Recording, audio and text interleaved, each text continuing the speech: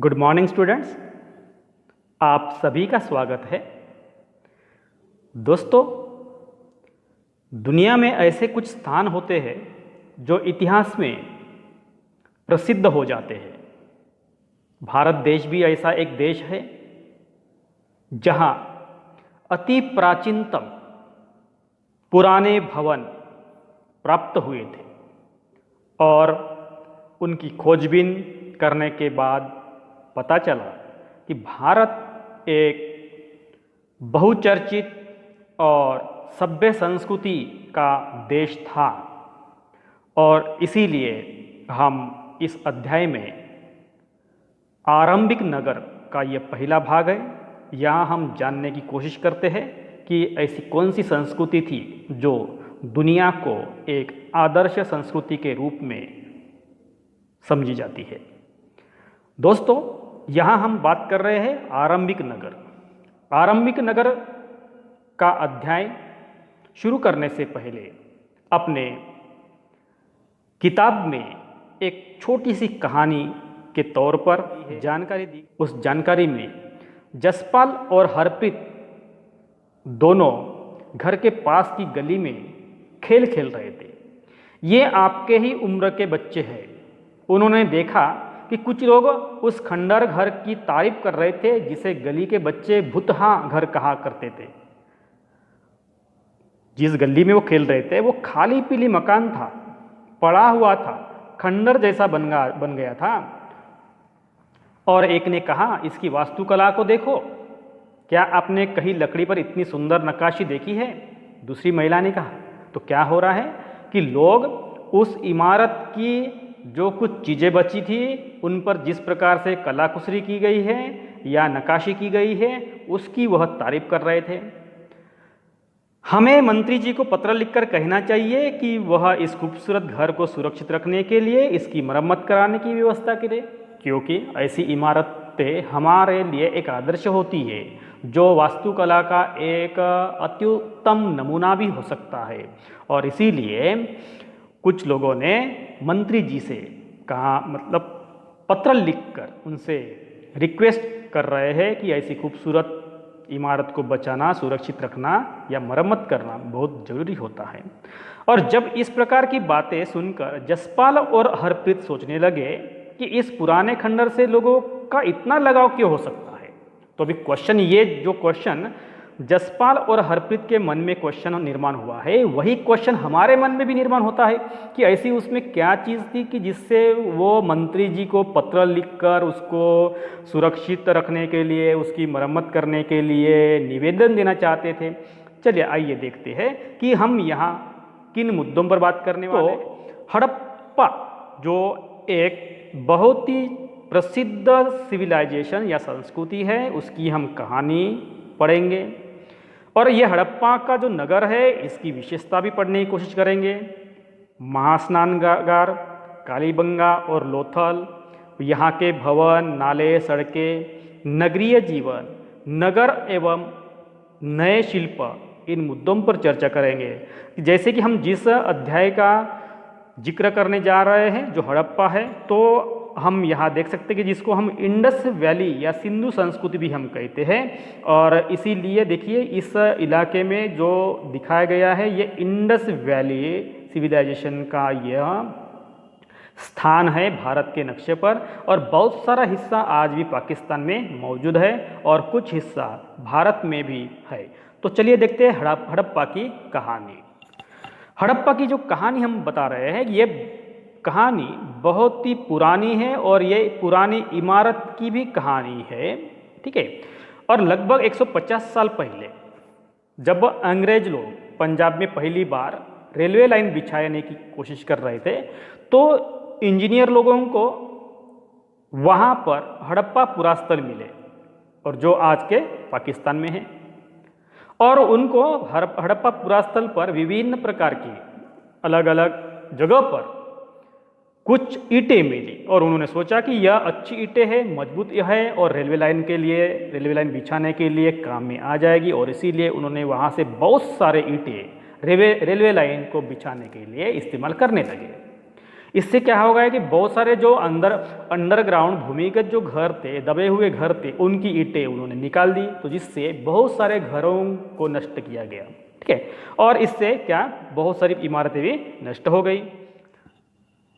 लेकिन उसके लगभग 80 साल बाद पुरातत्वविद, जिनको हम आर्कियोलॉजिस्ट बोलते हैं, जो अतीत के अवशेषों का अध्ययन करते हैं, इस स्थल को उन्होंने ढूंढा और इस नगर की खोज सबसे पहले हुई थी और इसीलिए हम इसको हड़प्पा सभ्यता कहते हैं। सबसे पहले हड़प्पा की खोज हुई थी और इसीलिए हम इसको हड़प्पा सभ्यता कहते हैं। और इन शहरों का निर्माण है लगभग 4700 साल पहले हुआ था। तो ये रही हड़प्पा नगर की, हड़प्पा संस्कृति की कहानी। दोस्तों, आप इस मानचित्र में भी देख सकते हैं कि जो हड़प्पा संस्कृति है ये कहाँ कहाँ, जैसे कुछ स्थान भी दिखाए गए हैं। जो आरंभिक नगर हम बोलते हैं, जो हड़प्पा है, जो सिंधु नदी का जो इलाका है उसकी उपनदियाँ है, इस इलाके में हमको ये दिखाई देते हैं। जैसे मोहनजोदड़ो है, सुतकाडो है, चन्नूदड़ो है, ढोलवीरा, सुरकोत्दा, लोथल, ये स्थानों का अध्ययन हम इस अध्याय में करने वाले हैं। अभी हम देख रहे हैं कि जो नगर थे, इन नगरों की विशेषता क्या थी। तो ये जो नगर थे इनको नगर दुर्ग भी कहा जाता था। अभी नगर दुर्ग क्यों कहा जाता था ये भी हम समझने की कोशिश करते हैं। जैसे कि ये जो नगर था ये 2 हिस्से या उससे ज़्यादा हिस्सों में विभाजित किया गया था। मतलब जो नगर था, मान लीजिए ये नगर है, तो इसको ऐसे 2 हिस्से बनाए जाते थे। अभी देखिए ये पूर्व हिस्सा है और ये पश्चिमी हिस्सा है। तो पश्चिम भाग छोटा था लेकिन ये ऊंचाई पर था और पूर्वी हिस्सा बड़ा था लेकिन ये निचले इलाके में था।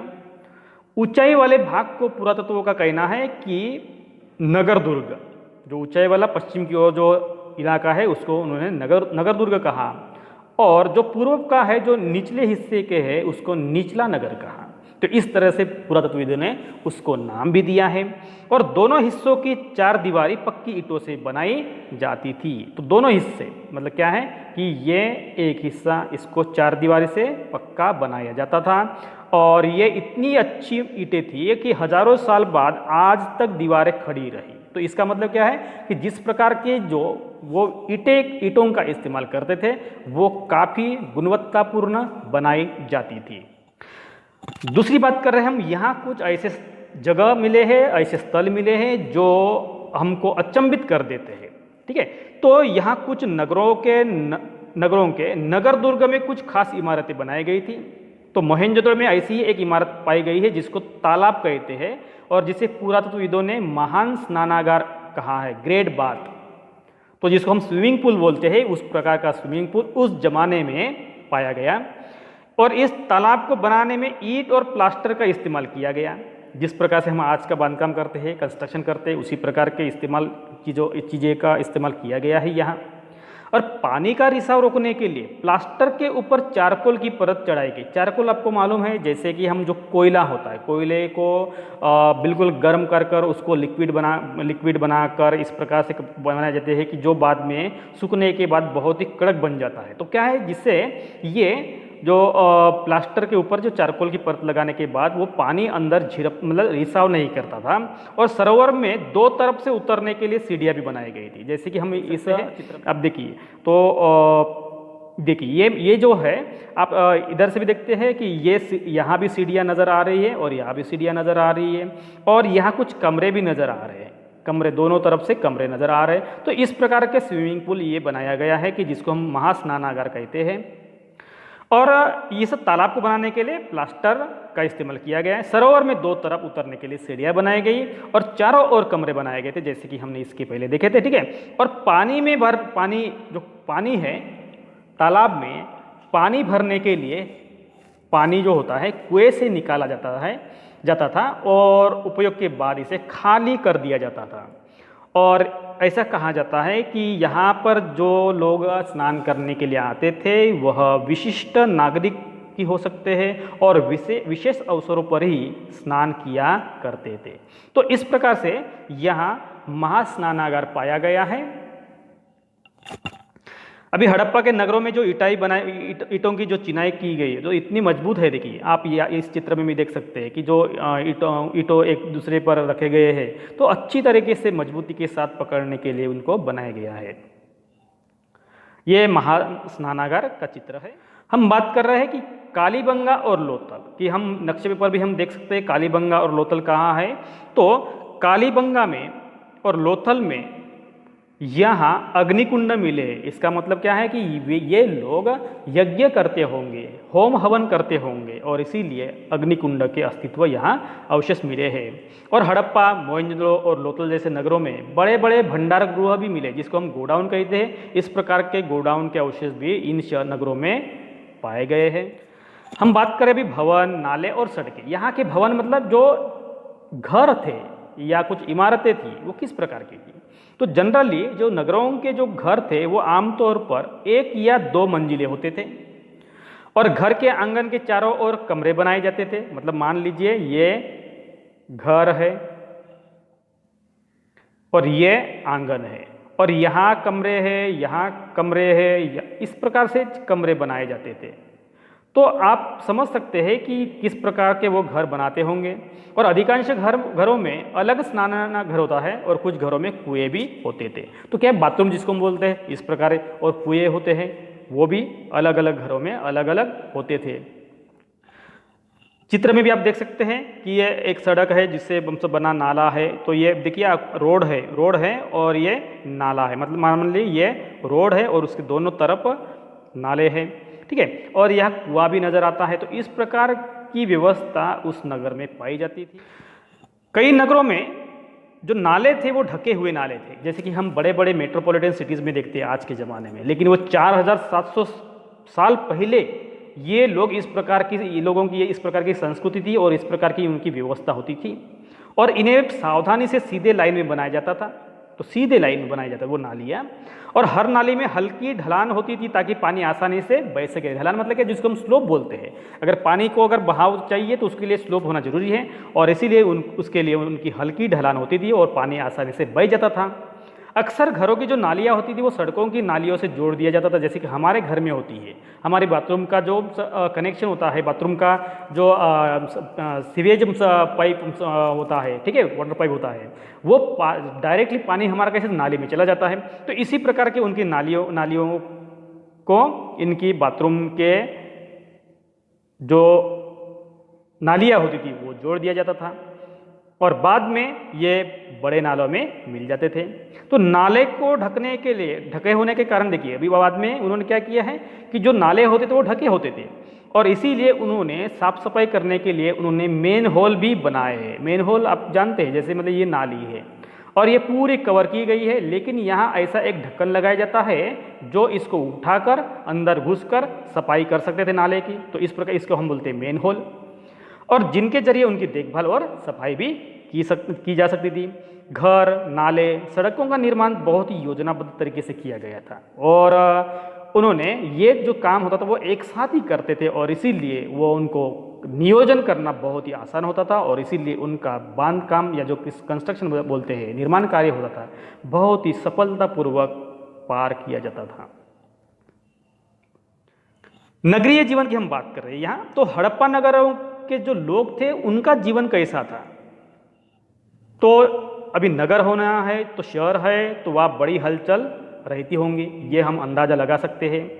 और यहाँ पर कुछ ऐसे भी लोग रहते थे जो नगर की खास इमारतें बनाने की या योजनाओं बनाने में जुटे रहते थे और हो सकता है कि ये संभवतः शासक भी हो सकते थे। तो शासक लोग ही जनरली क्या होते थे, नियोजन करते हैं, कंस्ट्रक्शन करवाते हैं और ये शासक लोगों को मतलब दूर भेजते थे और वो दूर दूर से धातु, बहुमूल्य पत्थर और अन्य उपयोगी चीज़ें मंगवाते थे। और ऐसा भी कहा जाता है कि जब ये इतनी बहुमूल्य चीज़ें, पत्थर, अन्य उपयोगी चीज़ें मंगवाते थे, इसका मतलब उनको खूबसूरत चीज़ों का शौक़ था। जैसे मन के है, सोने चांदी से बने आभूषण होते हैं, कीमती चीज़ों को अपने पास वो रखते होंगे, तो उनको वो शौक़ होता होगा। और इन नगरों में लिपिक भी होते थे।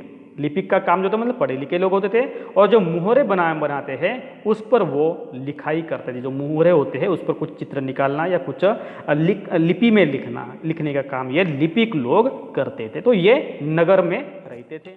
आप इस चित्र में देख सकते हैं कि हड़प्पा की एक मुहर है जो लिपिकों द्वारा चित्रित की जाती थी, और दाई और हम देखते हैं कि एक पट्टी में खिलौने हैं, जैसे बच्चों को खिलौने दिए जाते थे। ठीक है, तो इस प्रकार के अभी देखिए, अभी यहाँ जो कुछ लिखा हुआ है ये कौन सी भाषा में लिखा है, ये विद्वान लोग अभी तक उसको पढ़ नहीं पाए, लेकिन इसका अर्थ तो कुछ ना कुछ होता है, लेकिन इसका अर्थ अभी तक नहीं लगा पाए, क्योंकि ये कौन सी लिपि है कि उसका मीनिंग क्या होता है, ये अभी तक हम उसको सुलझा नहीं पाए। नगरीय जीवन की हम बात कर रहे हैं। यहाँ जो नगरों में शिल्पकार भी रहते थे, तो शिल्पकार स्त्री और पुरुष भी रहते थे, और जो अपने घरों या किसी उद्योग स्थल पर भी तरह तरह की चीज़ें बनाते थे। लोग लंबी यात्राएं भी करते थे, और वहाँ से उनको जो ज़रूरत की चीज़ें होती थी, उपयोगी जो चीज़ें होती थी, वो भी साथ में लेकर आते थे। और यहाँ कुछ ऐसे खिलौने मिले हैं जो बच्चे खेलते थे, जो मिट्टी से बने हुए थे। इसका मतलब क्या है कि जिस प्रकार की मिट्टी से, मतलब जिस प्रकार जो खिलौने बनाए गए हैं, इस प्रकार के खिलौने बच्चे खेलते थे। इसका मतलब जो बड़े लोग होते थे ऐसी बैल बंडी का भी इस्तेमाल करते होंगे, तो इसीलिए बच्चों को इस प्रकार के खिलौने भी खेलने के लिए बनाकर दिए जाते थे इस संस्कृति। दोस्तों, यहाँ आप देख रहे हैं कि जो एक कढ़ाईदार वस्त्र एक महत्वपूर्ण व्यक्ति की पत्थर से बनी मूर्ति है, जो मोहनजोदड़ो में प्राप्त हुई है, और इसमें कढ़ाईदार वस्त्र पहने हुए दिखाई दे, जैसे मतलब ये डिजाइन किए गए ना कढ़ाईदार, ठीक है, तो इस प्रकार के डिजाइन किए हुए वस्त्र पहने हुए ये आदमी अब एक अपने को दिखाई देता है। नगर और नए शिल्प की हम बात करते हैं, तो जो शिल्प होते हैं वो किस प्रकार से वो बनाते थे, कैसे इस्तेमाल करते थे, इसके पहले भी हम देख चुके हैं कि लोगों को शौक था जो बहुमूल्य चीज़ों का इस्तेमाल करने का। तो पुरातत्वविदों को यहाँ से जो चीज़ें मिली है उनमें ज़्यादातर है पत्थर से बनी हुई चीज़ें, शंख, तांबे, कांसे, सोने, चांदी, ये इस प्रकार के धातुओं से बनी हुई है। और तांबे और कांसे से औजार, हथियार, गहने और बर्तन बनाए जाते थे। इतना ही नहीं, सोने और चांदी से भी गहने और बर्तन बनाए जाते थे।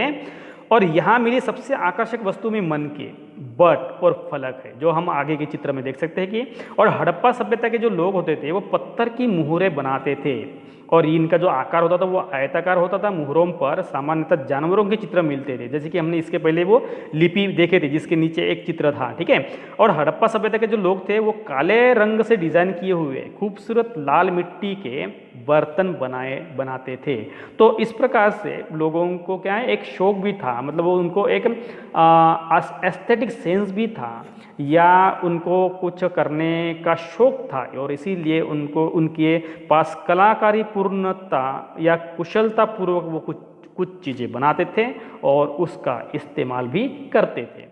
अभी हम देख रहे हैं कि जैसे कि चित्र में दिखाया गया है कि यहाँ देखो ये बाट है, जो मतलब जिसका इस्तेमाल कुछ वजन करने के लिए हम करते, वेट बोलते ना हम, तो इसे उपयुक्त तरीके से इन बाटों को बनाया गया है, और इन्हें चट पत्थर से बनाया गया। चट प्रकार का एक पत्थर है, और इन्हें शायद बहुमूल्य पत्थर और धातुओं को तोलने के लिए बनाया गया होगा। जो बहुमूल्य धातु होते, जो मतलब जो वस्तु विनिमय पद्धति थी उस वक्त, लेकिन क्या है, इन बाटों का इस्तेमाल करते हुए वो तोलने का भी काम करते होंगे।